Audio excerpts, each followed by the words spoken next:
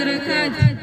دافي تارا جمالي تارا جمالي Deebi taara deechuu warra lolaa biratti waan fokkottuun darraa qulqullaa'uudha. Ammoo warra istilahaa biratti waan salaata ta'uu dorraa fagaachuudha. Waan salaata ta'uu dorkuun darraa fagaachuudha.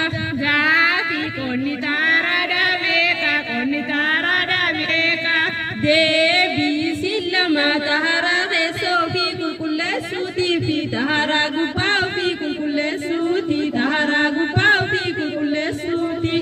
Gaafii taaraan keessa maali taaraan keessa maali. Deebii warra quraanaa diisaa mazaabaali sunnati wal jamaa deeggaruudha. Mazaabaali sunnati wal jamaa deeggaruudha. Gaafii taaraan gubbaa maali taaraan gubbaa maali. Deebii bishaanii qaamaa fi huccuudha. Ammaas boodaa salaataa taaruudha. Ammaas boodaa salaataa taaruudha.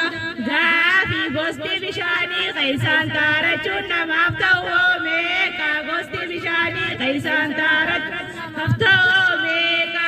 Deebii gosti bishaanii keessaan taarachuun namaaf ta'u torban irraa kan duraa bishaan roobaa kan samiirraa bu'u bishaan roobaa kan samiirraa bu'u. Lammaffaan Bishaan baharaati bishaan baharaati. sadaffaan Bishaan laga yaa'uuti bishaan laga yaa'uuti. afuraffaan Bishaan eela keessaati bishaan eela keessaati. shanaffaan Bishaan ija keessaa yaa'u yookaan kan ija keessaa maddu jechuudha. Yookaan kan ija keessaa maddu jechuudha. ja'affaan Bishaan qorraa habideensa jaaniinsanii bishaan qorraa habideensa jaaniinsanii. torbaffaan Bishaanan cabbii qabbanaawaa sanii bishaanan cabbii qabbanaawaa sanii. gaafii qonni bishaanii meeqa qonni bishaanii meeqa.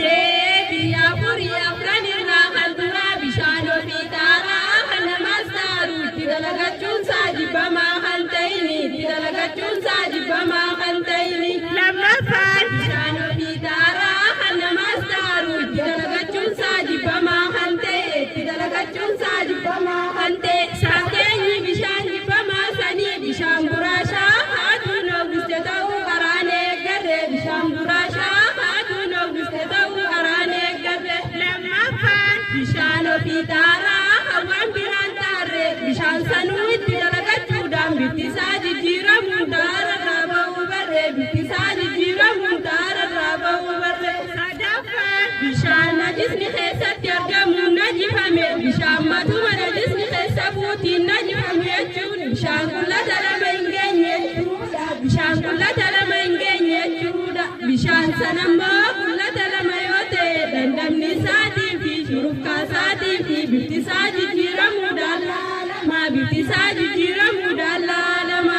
gaafii halloo meeytaadhaa bifa akkamiin taarachuu qabna halloo meeytaa bifa akkamiin taarachuu qabna.